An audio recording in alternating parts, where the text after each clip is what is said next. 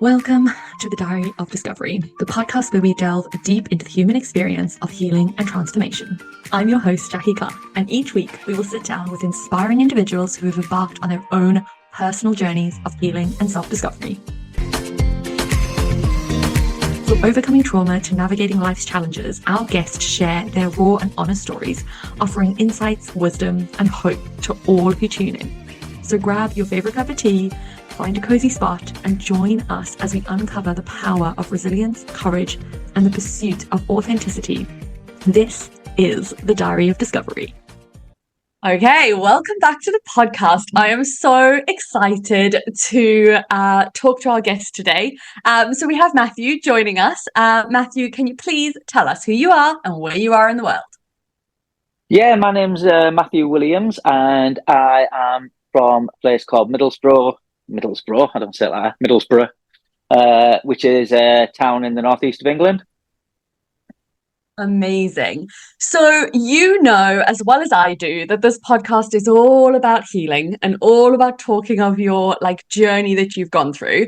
So I'm going to ask you to take us back to the beginning, which is always where we start, and tell us what was that first moment of you realizing that something wasn't right, that something needed to change, that you needed to heal, that something needed to shift in your life? Yeah, so mine was the first time I experienced depression. So I mean, I had a great childhood, no kind of obvious traumas or anything like that. I'd recently got married. I had a good career working in sport. So, life had been, I guess, how life was supposed to be, really. And then I experienced depression for the first time. That was back in 2006. So I was, 31? Which is strange to think it was that long ago now. But, I'd say before that, I mean, yeah, you have your ups and downs and stuff, but life had been, had been very good to me, really. And to then, be hit with that, and I had no idea, what I was going through. It was, it kind of came on gradually, I'd say, over a period of maybe 4 months or so. And then, yeah, it just continued to spiral and spiral and spiral. And I ended up being off work for 5 months. I'd say I was full on kind of ill with it for about 8 months. And it was that, I was, a lot of work in terms of trying to figure it all out. Not that you ever do figure it all out, but it was really, really hard. But one of the things that I was kind of clear about was that obviously something was going to have to change. I mean, it was hard to figure out exactly what that was. And I'd say that that's a work in progress. I wouldn't say it's like an epiphany where one thing and that's the answer. But part of my thinking was that obviously the way my life was, the way I think, whatever it was, had led me to there. And so I was going to have to do something different. Yeah, absolutely. It's so interesting, right up front to be actually, it's never just one thing. It's never just this epiphany moment of oh, if I fix this one tiny thing, everything will fall into place. I wish it was. I wish it was so easy to go through this process. But there's always so much more to it than kind of meets the eye. So as you were kind of going through that, what did you find out about yourself as you were kind of going through this process? What did you have to embrace about who you were as a person and what had to change? It's strange, looking back on it from this kind of distance, because, I mean, I've subsequently been through 2 further episodes. And I now, well, knockout depression, you see on my shirt, I create my own program to support people experiencing depression. And I guess, in my mind, a lot of things have kind of accumulated together on things that I've learned over the course of the different battles I've had, and also the work and the learning I've done around it. But I think, a crux of what I believe about it now is about really kind of self-awareness, really knowing and accepting yourself. And I realized, see, it's hard because that in two of them, well, not in all of them, but in two of them, there was particular challenges I was going through at that time.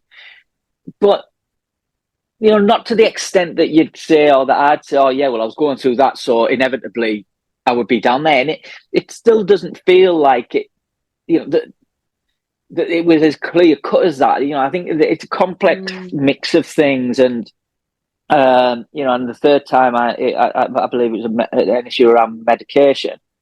But one of the things that I did learn is that I think,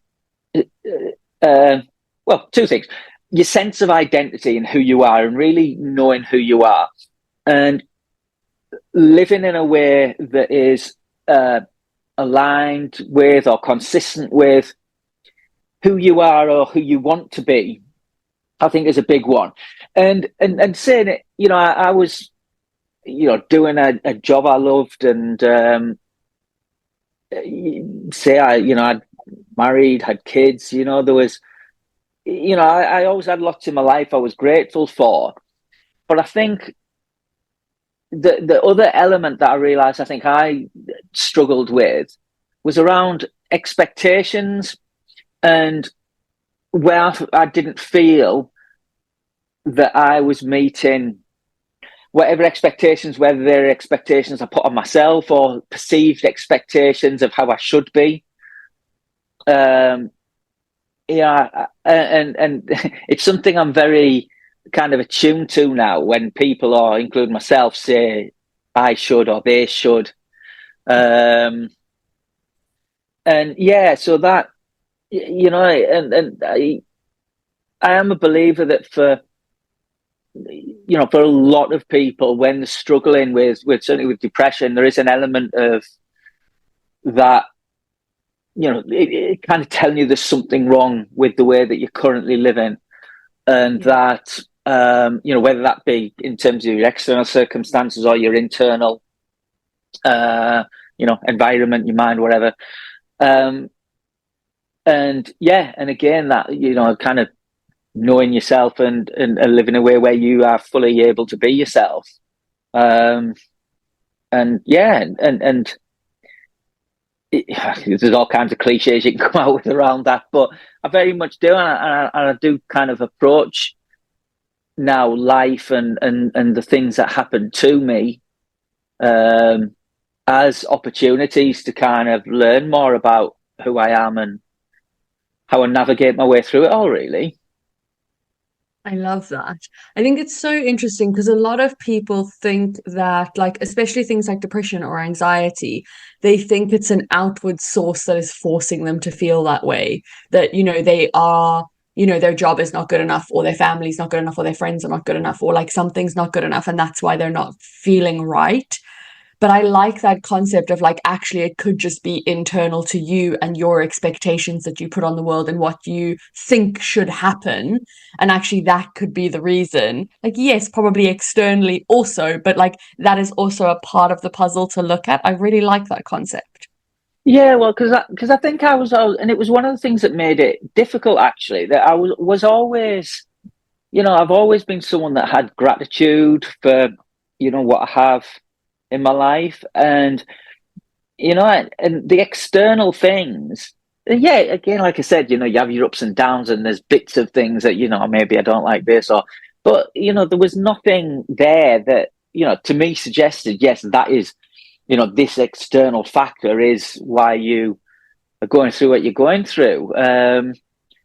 although that said, at the time, and particularly the first time I went through it, and I'd say the second time actually, um, it kind of manifests itself very much in my work, and my beliefs about myself and my capability at work. But on reflection, really, it was much more about my beliefs about myself and my ability to do it. Because both of those times, I went back to doing my work, and no problem at all. So yeah, it was. I've always,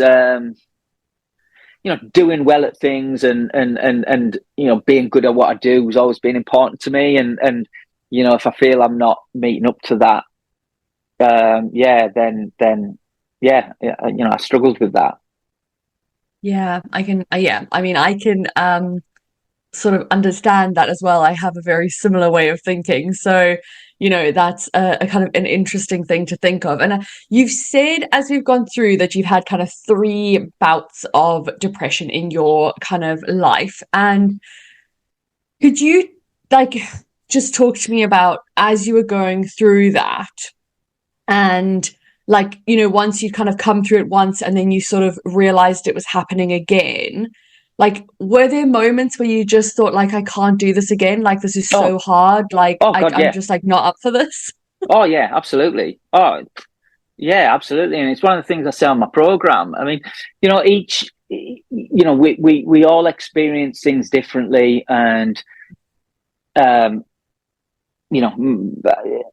I don't pretend that my experience is, to be like anybody else's. But I think one of the things I think, I'm very conscious of when I'm delivering programs, and that I'll say to people is that it's almost like a switch is gone, and you just, I always say it's like the me now cannot relate in any way to who I was, who I became when I was unwell. Mhm. But the flip side of that is that person that was unwell could not relate in any way to me now. And I say,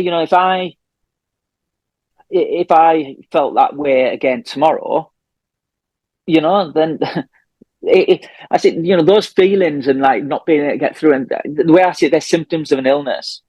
And if that illness takes hold, that's what it does. Different people, and when I'm unwell, I, I don't see how I can be this person that's sitting here now. It's a completely alien thing, and likewise, when I'm here, it's very hard to relate to what depression turned me into. But that's it. It's all those things, the symptoms of an illness, they're not a fundamental part of who you are. Who I am is this. But when I'm unwell, my behaviors, my thoughts, they're very much a product of that illness. And I think one of the awful thing, it's a horrible illness, and I think one of the cruelest things about it, it robs you of the things you need to beat it. So your energy, motivation, connections to other people, belief that things can get better. It's and unless you've been there, to me, there's just nothing compares. You can't, like I said, it's hard for me to relate to that, and I've been there 3 times. But like I said, I know that if for whatever reason it came over me again, I'd feel exactly the same way. It's horrible. Yeah, no, absolutely. And I think, like, when you think about something like depression and you think about it as an illness and something that is separate to you, like when you have the flu, you don't say I am the flu. Yeah, You say I exactly. have the Yeah, flu. Like, yeah, it's a very separate thing. But when people have depression, they almost make it an identity, don't they? yeah. And that's why I'm very conscious of the language that I use. I mean, just generally, I am anyway. That and I said about um, I very much recognize the shoulds and saying should a lot. But I always talk about experiencing depression. Um, and that reflects on me. It's something I went through at a particular time. Now, it's not something I carry around as part of me. It's something I went through. And yes, it's something you could go through again, but it doesn't mean I necessarily will. I've been through terrible things since then, and that haven't resulted in depression. I could pick up all manner of illnesses. You just don't know, do you? And to me, it doesn't do me any good to think about it in those terms, that, it's something I carry and it's a matter of time before it comes out. It's more a case of, recognizing that, we all have mental health, and that I need to look after it. And in the same way we know we have to look after ourselves physically to prevent us being physically unwell. Yeah, absolutely. As best we can. There's no guarantees, but Yes, no, definitely. So as you were going through, like if you think back to the first time that you had depression and you kind of came through that and you overcame it, like what was the biggest outlook change or like belief change or like change in yourself that had to happen? I'd say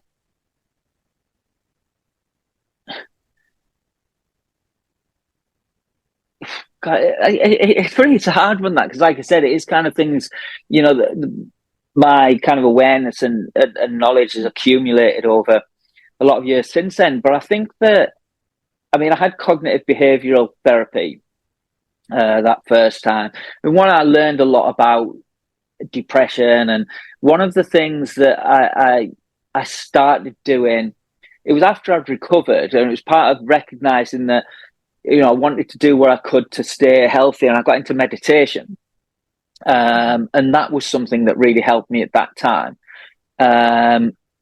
in terms of helping to become more aware of, the nature of our thoughts, and becoming a more detached observer of our thoughts. And, when I remember the first day I had off sick, when I had my first kind of extended sick leave, I went to a local seaside place, and I bought a couple of books, Feel the Fear and Do It Anyway by Susan Jeffers, and The Power of Now by Eckhart Tolle. I think that's how you pronounce it. But anyway, and they, I wouldn't say they didn't help me in the immediate term, because I was so consumed by it at that point. But both of the kind of core principles of those books have become a real, over the years, more and more have become a part of who I am and how I kind of approach life. So while I wouldn't say that, yes, I was in it, and again, I read that, and it wasn't like that, but over time, there are things, and again, all part of that. I've always been interested in psychology, and so understanding the nature of the mind, and also, and from different perspectives. One of the things that struck me when I was that first time, I read a lot about it, and I'd be reading like kind of psychology based books about it, and written from therapists, etc. But also spiritual stuff. I remember reading stuff around Buddhism, and it really struck me how they were talking about a lot of the same things, but obviously from a different perspective. And so that whole thing about the different ways in which we can kind of understand and manage our mind, or let's say manage, as far as, our mind's a very, very powerful thing, but, learning, being more conscious of it, and how we're using it. I'd say that was a core thing that came out of the first one. Say for the bulk of time, it was just a case of enduring it as much as I could, which, wasn't easy. Wasn't easy at all. And again, that goes for all three of them, really. But that was and also recognizing the power. That was another big one. And these are all things that I ultimately put into my program. that just how powerful your mind is. And one of the things that always stuck is that if my mind is, and my brain, my mind is so powerful that it can turn me into someone I don't even recognize and take me lower than I would ever thought possible, then got to be an opposite to that as well. That, you know, I can use my mind in a more positive way to be more than I ever was and achieve more than I ever did. And, you know, none of this stuff happens automatically or easily. It's like anything, it's repeated habits of thought and over time. And I say there's a distinction between one of the other things that I knew a lot of stuff up here, but knowing it in here and living it is a different thing. And that is a more gradual thing over, you know, applying it in different circumstances, in different, you know, usually challenging situations, being able to then actually apply them rather than just as a reaction to being in a bad place. Then that's definitely something that stayed with me. Well, I think that shift in, you know, if your mind can take you to the dark place, it can also pull you so far in the other direction is such a beautiful thing for people to understand. Like, we do have so much control over what we create in our lives if we're willing to kind of do that work and like go into like understanding it a bit more. So I think that that's incredible. And I know obviously you've said as well that you started a company like off the back of this. So you had like a sports background, and that's what the work you were doing. Like how did this process kind of morph over from you moving into actually starting Knockout Depression and like making that part of your purpose of like the work that you were doing? Yeah, it's a long story, but I'll try and content. But first of all, I'd say none of it. I start off by saying none of it was intended. None of it. And I think this whole, you know, the kind of twists and turns of our lives, and you know, I would never have imagined the things that had happened, you know, for good and for bad. But I say and for bad, which ultimately tried to turn for good. But anyway, that's a whole different thing. But it was after the second time I was ill, my marriage ended. We'd been together like 19 years, married for going on for 9 years. And yeah, we divorced, and it was around a year after that. I mean, obviously that's a massive upheaval. And it was around a year after that, things it started feeling kind of heavy, you know, getting on top of me. And I wasn't unwell, because I can create I know the distinction between say being depression as, you know, I'm very unwell here, and that, you know, you struggling with the normal, or even not necessarily normal, but the events in your life in a way where you're still functioning. I mean, that was the difference. But I knew I was finding things difficult. You know, a series of events that I was facing like on my own, and it was tough. And anyway, I got I can only call it a compulsion to start writing about it, about what I was feeling, what I was going through. I've never ever done anything like that before. Never. I've always been a big reader, and I've always turned to kind of books, you know, to try and learn things, and as a solace, I guess, you know, with particular struggles. But I'd never written anything. I'd never, you know, set out to write something other than, you know, functionally at work and things like that. So anyway, I just had this, I can only describe it as a compulsion to write. And I did. Within a couple of hours, I'd written, I don't know, 600-700 words. And I downloaded a blogging app and put it out in the world. And then from there, and I never intended to write about my mental health. I just realized very early on that what I was writing, that was what was underneath it all. That was the fear. I was doing this because I didn't want to go back there. And once I started writing, it's like it unlocked something, and it just poured out of me. It poured out of me. And And that ultimately led to a number of opportunities to, to speak, to write for different publications and websites, and also in my job. So I was working in boxing for England Boxing, the governing body over here at the time, and I did a mental health workshop. I created a mental health workshop for them. Got involved in some mental health campaigns. So more and more, my passion was for mental health, and I was seeing how sharing my experiences and story was helping other people.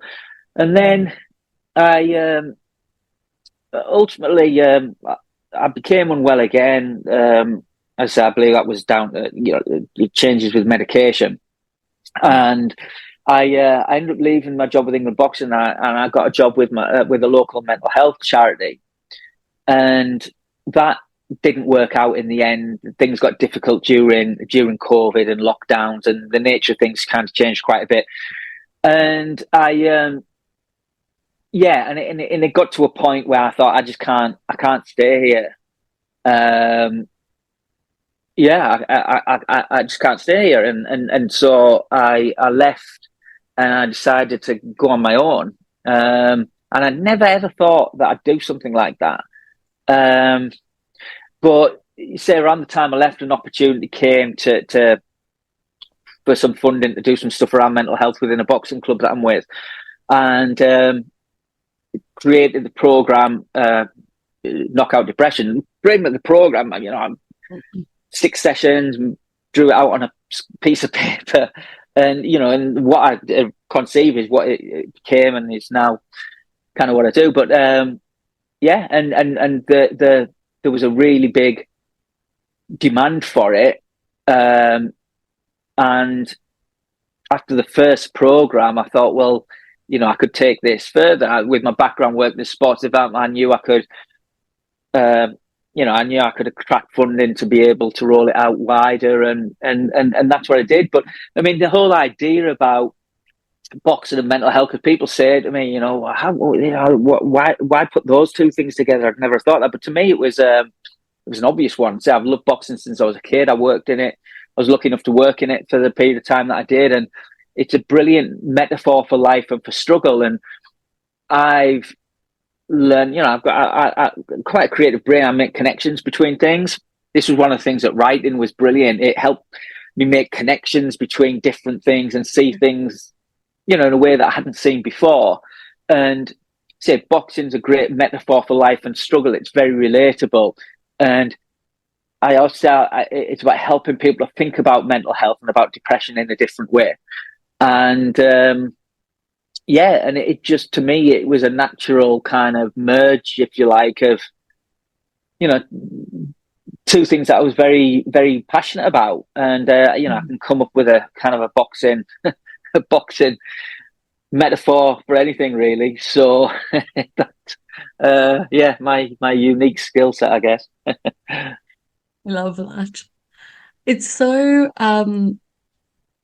wonderful to hear how, like, the divine path of, there wasn't a plan. It wasn't a thing that you set out like, I've had depression and now I need to do something with this. It was just like an unfolding of like all of the perfect steps that like pulled you to this place. Yeah. Do you think that, like, now that you have started your own business and you have, like, you work in this space, do you think that is like even more helpful for your mental health now? Like, do you think it, like, how does it affect you? Yeah, definitely. Because it's funny, because sometimes certainly initially, I think and particularly I'd say when I was writing about it, at that point, and doing like being part of campaigns and things, and saying, writing about my own experiences, where there's people that were concerned that, well, it's like you're surrounded by depression all the time, or you're in that headspace all the time. I said, no, it's not like that. It's not like that.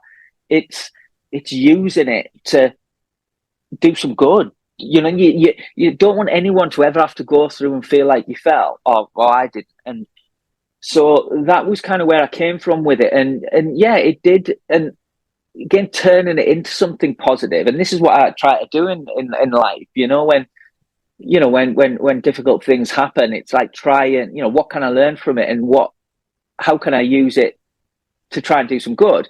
I mean, it was quite difficult, I'd say. There's a big jump from writing to express myself and work things out for myself, and knowing that as a product of that, others, feel seen, heard, and it helps them to relate to what they're going through in a different way. But there's a big difference between that and then creating something to say, I've got something that can help you through that struggle. Now, that was it's a big jump, that, and it's a difficult thing. And it took me a while to commit to saying, I was doing some more general coaching stuff initially when I left my job, but then it was, no, I've got to go. Mental health is what I'm passionate about. And I used to, I'm not a counsellor. And it's like, well, no, I'm not pretending to be. I've created something that's unique that, again, helps people to view things in a different way. There's lots of counsellors do a great job, but there's so many different things that impact our mental health and can help our mental health. And for me, it was about, being part of people having more choice. And, and through the program, a big part of it is educating people so that, if they do need counselling, and then, that would be something we'd very much recommend. It's about helping people find what works for them. And again, educating people, all the things I had to learn about depression and mental health, I pretty much had to learn for myself. So I wanted to have something where there's a basic, there's like, something that can help people to understand. Yeah. Oh my gosh, yeah. I can really relate, and I think all of my guests on this podcast can relate to that, just feeling like you're fumbling through the dark trying to figure it out, because for most people, especially if you're going back to your first case of depression, there wasn't a lot of information. There wasn't a lot of, access to this. And even now, the whole reason I started the podcast was because people still don't talk openly about the truth of this process. There's very much this just, sit and meditate and think happy thoughts and everything will be fine. And it's just not the truth of what it actually takes to be the best version of yourself, or, come through something that is really challenging. I know before we hit record, we were speaking a bit about what's been going on for us, and we're talking about grief and about, the kind of processes of things we deal with in life. And actually all of that stuff is stuff that nobody is really prepared for, and there isn't a lot of information about how you can actually move through it. So I think this process, and I think for me especially, because again, I've known you for a good couple of years and seen your kind of journey as you've started your business and gone through this process. And I think even right back at the beginning, I remember being on a Zoom call with you and a group of people, and it just being mentioned that there are not enough men in this space having these conversations. And isn't it incredible that actually not only men but in a sports arena, that there's just this thing that's available for them to actually tap into and say I need a bit of help, or I don't know what to do. And so my big kind of question is what is the advice that you give somebody when they kind of put their hand up for the first time and go, hell, I don't know what's going on anymore? What do you say to people? So that's what, so a lot of it, say, in terms of my program, a lot is using those kind of boxing examples to help people to think about it differently. One of them is positioning depression as an opponent, as opposed to it's a fundamental part of who you are, that it's a weakness, that it, a lack of character, laziness, all these negative things that, we can turn in on ourselves when we start to struggle. So positioning depression as an opponent, and that kind of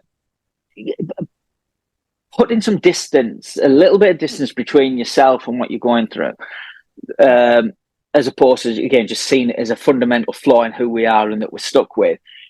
And we then, as we build up, it's kind of using examples, boxing, to help people to understand the nature of it. So one of the things that, and I said that about, the difference in terms of by running a program to say you'll help people.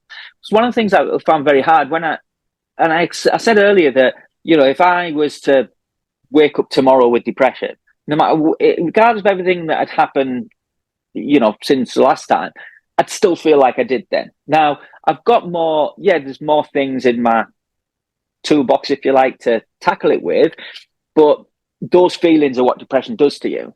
And so, I was very conscious of the kind of messaging and you when you want to help people, you want to be able to say, it'll all be all right and you'll get, but it's bloody hard. It's really hard. And so that was getting the right kind of balance between, yes, of course you've got to offer hope, because what is there without it? And depression robs you of that, or it can do. But at the same time, it's not just, think happy thoughts. It's, it's great you do this, it'll be all right. The reality is it's tough and it's brutal. But again, that's where boxing lends itself as a really good analogy. But it's like, say you can be losing, now a 36-minute, 12-round fight, you can be losing 35 and a half minutes and still win. And so sometimes, and the program is a group program, so it's about supporting each other, and sometimes it is about enduring that until that tide starts to turn. But one of the other powerful things I highlight is about, we look at in boxing, the highlight, the thing that gets replayed and that boxing is known for is the knockout punch.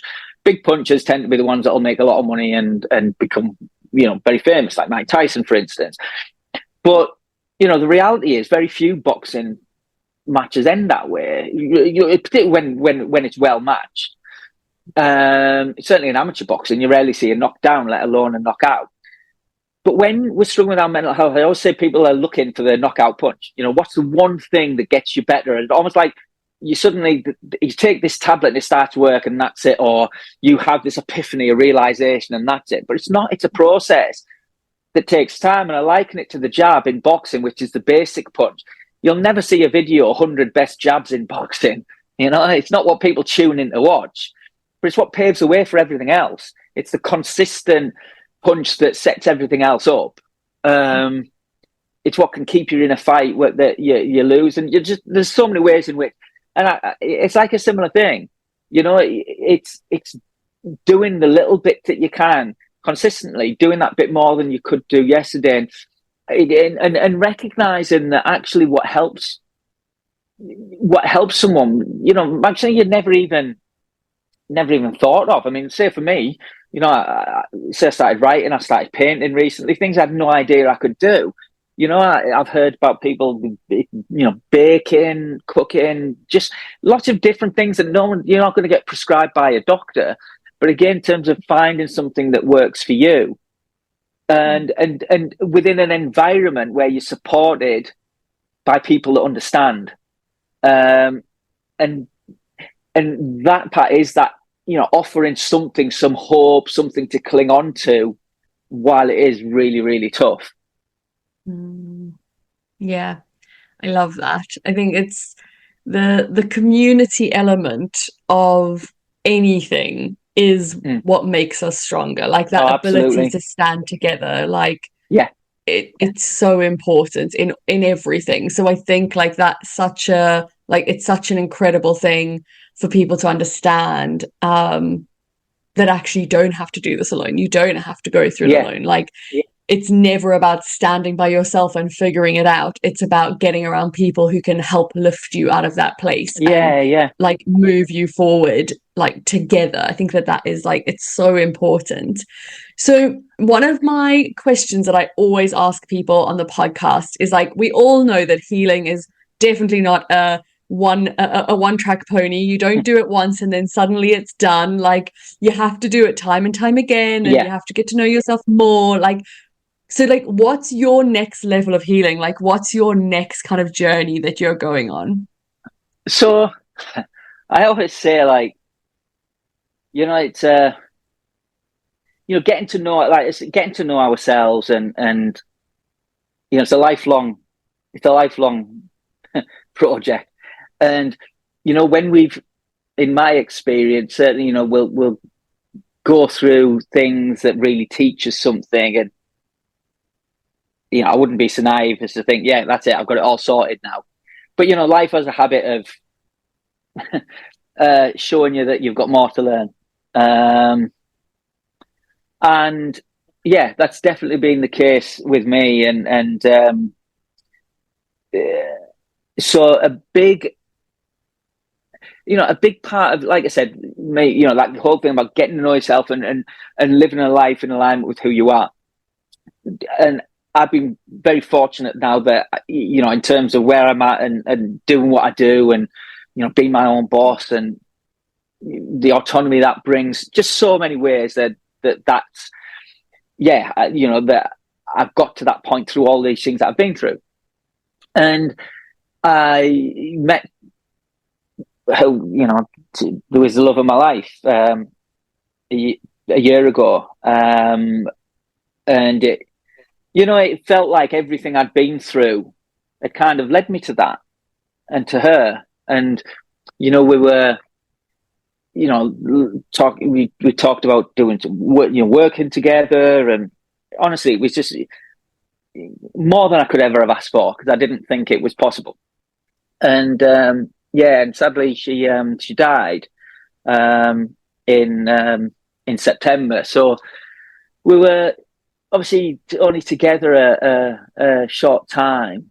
But I'm old enough, and I've been around long enough and experienced enough to know that, yeah, that it was very special and very different and she was very special and very different to anybody and then anything else I'd experienced. And so trying to come to terms with that, that's the biggest test. And it motivates me a lot more in what I do. Yeah, it's almost like an extra reason to do what I do, but also, yeah, it's another thing where your whole life and what you thought your future was going to be is turned upside down. And, and I'm really having to apply, all the kind of things I've learned. And, I'm at a stage where I'm trying to, I'm building and growing my business. And, that's a big priority for me. But, coming to terms with and finding a way to, live alongside that sadness and grief. It's tough. And I think that in terms of kind of what's next, so one is, just kind of processing and, moving forward with that. I don't think you ever get over it or get through it. You move forward with it, and you create life and new opportunities around it. But for me, and I realized very early on, is like having a kind of spiritual element as a way of trying to understand and say make peace. Actually make peace with it. I mean, I'm a very long way from that, and I don't know if that's ever, but a degree of acceptance and understanding that I can, yeah, live within a way that I can still have that kind of joy and the good things in life, alongside something that's always going to be just a terribly sad and tragic thing. And the other thing, and so that the kind of being embracing the spiritual side of things more, but also say creativity. I mentioned that writing was something I discovered after my divorce.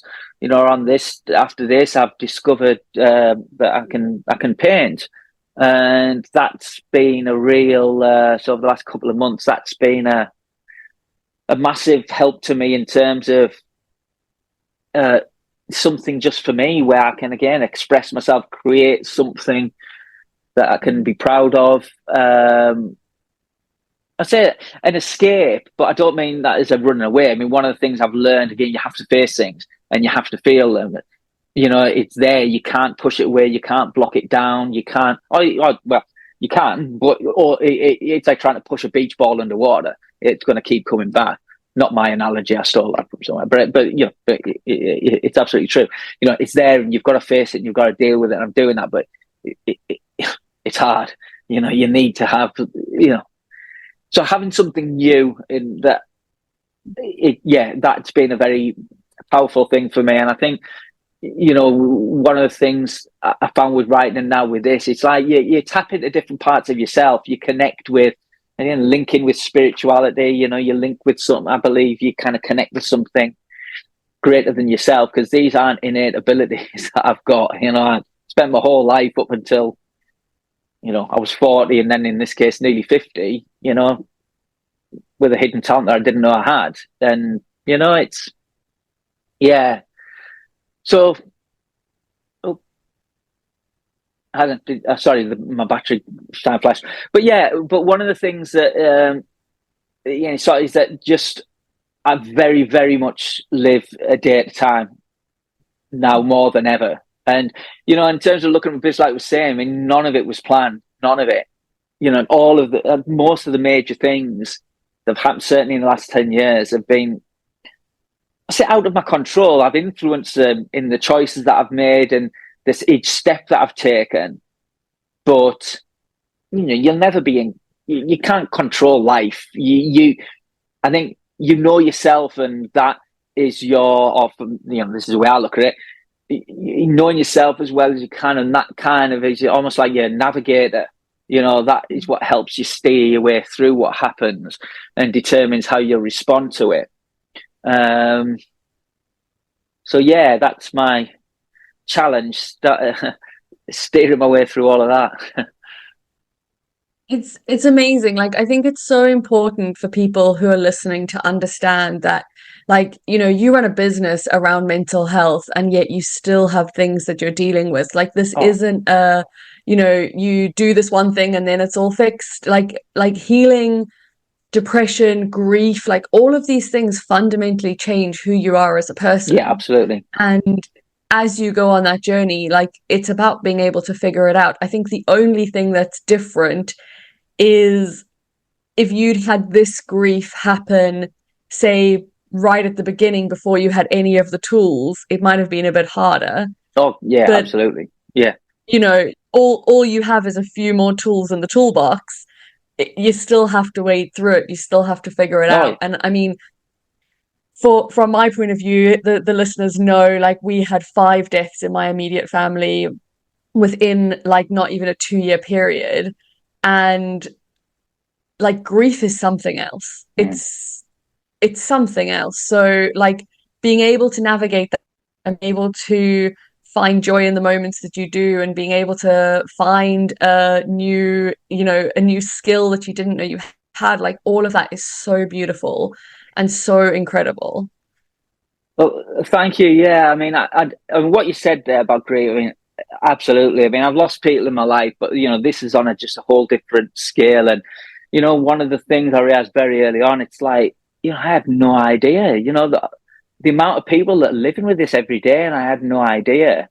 And following on from that, I think that's one of the things that now I'm very aware of. I mean, obviously, I've now in my career, you know, a big part of what I do is like kind of talking about, like, now, you know, things that a lot of people often struggle to talk about. Well, I think grief and bereavement, death's something that obviously happens to all of us, and that we all have to face. We'll all lose people. You know, people might, you know, have their own thoughts on mental health and whether it'll affect them or not, but no one's going to get away from death. You know, but we're rubbish at talking about it as a society. I don't know what it's like in South Africa, but over here we're rubbish. You know, like I said, the fact that I had no idea, you know, you just no idea. Even though, you know, I've obviously known people. You know, I'm an empathetic, caring person. listening. You know, I've always been someone who, you know, if someone I know has lost someone, it's like, you know, you can talk to me, and, you know, I won't shy away from things, but still, I just had absolutely no idea. And, you know, the questions it throws up, and yeah, you know, and like you said, community, I mean, having people that you can, that understand and that get it and that can listen without trying to make it better, because no one can, you know. You know, it's that walking with you through it, really. So yeah, it's yeah, another steep learning curve. But like you say, I mean, you know, I've definitely got experiences that give me things I've learned that help, you know, I'll say make it easier. That's the wrong word, but make me feel more able to deal with it than I would have been otherwise. Yeah, absolutely. I think that that's the really like one of the big things that I noticed about going on this journey, because when I hit depression for the first time, it was after losing my aunt. And she was the first of the five that went. And I was the beach ball shover, who was having none of it and not dealing with anything, and like just being like, nope, we're not looking at that, we're not dealing with that, we're not like touching that with like a barge pole. It's not happening. And when we finally got to the fifth death, everything just fell apart for me. And it was the hardest thing because I wasn't then trying to deal with one loss, I was trying to deal with five all at the same time. And actually accepting for the first time that actually this was the reality. And yeah, it was, you know, that and then depression piled on top of it. And I suffered with SAD, seasonal affective disorder in the UK. Like there was all of these things. And because I'd spent so much time being like, no, not interested, not interested, not interested, like I had to go through such a healing process at that point where I finally decided to look at it all. And, you know, I look back now and I think to myself, like, if I'd had more tools in that first instance, it probably would have been like, yes, it still would have been hard, it still would have been, you know, tragic, it still would have been so difficult, but I probably wouldn't have compounded so much of that negativity, because we've saying, like, you know, if you compound something and you do it consistently, it can make everything so much better. But actually you can also do that in the opposite direction and make things so much worse. Absolutely. So, I think as well, you know, on something you said there, that, you know, in terms of kind of pushing it down, and I don't know, I think modern society, I wouldn't say it encourages that exactly, but, you know, certainly could get back to normal, get back to work, you know, you're doing so well because and, you know, we're not really encouraged, I wouldn't say, to, you know, to take that time to face it, to deal with it. I think people are very uncomfortable with other people's kind of pain and loss, and, you know, and I think because, you know, we don't like to see that, and people, you know, I know I've certain experience, you want to be able to help and take it away, and you don't know what to do and you don't know what to say. So generally a lot of people will avoid it, and when you're the person that's going through it, that can make you feel very lonely and very isolated. And that you go, so you put on that kind of mask and you get on with it, you know, and saying you'll be getting patted on the back. And I saw something really, I thought was really funny on Facebook. It said when people start telling you they're the strongest person they know, you know, you've got problems. And I thought, yeah, that is it. But that is that when, you know, that's what you're getting it. Oh, you're doing really well. I wish I was as strong as you and all that. And it's like, well, you only see this bit of me, you know? And, you know, we're, you know, where we do have, you know, even a handful of people in our lives where we can show that and not feel we have to put a face on, or that we're spoiling their fun or whatever, you know, it's very special because, again, it's part of life. It's something we're all going to have to deal with at some time. And it is that like a lot of things, and you certainly with the work that I do, I'm sure you do, you know, when you've been through something yourself, you know, you want to be able to be that person for somebody else, because you don't want anyone to have to go through it on their own. Yeah, 100%, 100%. Matthew, oh my gosh, I've loved this conversation today. Like, it's been so wonderful to talk to you. Thank you so much for sharing so openly and, just giving everyone a kind of different view on depression, definitely. We're going to link your social medias and all of that kind of good stuff below. So if people do want to get hold of you and reach out to you, I would really, really recommend that they do. I think it'll be massively helpful for our listeners as well. So thank you so much for joining us. And thank you. Yeah, it's amazing. Thank you. Thank you for having me. It's been great. Thank you very much. I've enjoyed that. Thank you for listening to another inspiring episode of The Diary of Discovery. If you found value in today's conversation, don't forget to subscribe to the podcast and share it with your friends, family, or anyone else you think might benefit from the stories of hope and transformation. Your feedback means the absolute world to us, so please take a moment to leave a review on your favorite podcast platform. Your reviews help us to reach even more listeners and continue to bring this meaningful content to the world. Until next time, remember, your healing journey is valid. You are never alone, and you have the strength to get through this. Keep shining bright, and we'll see you in the next episode of The Diary of Discovery.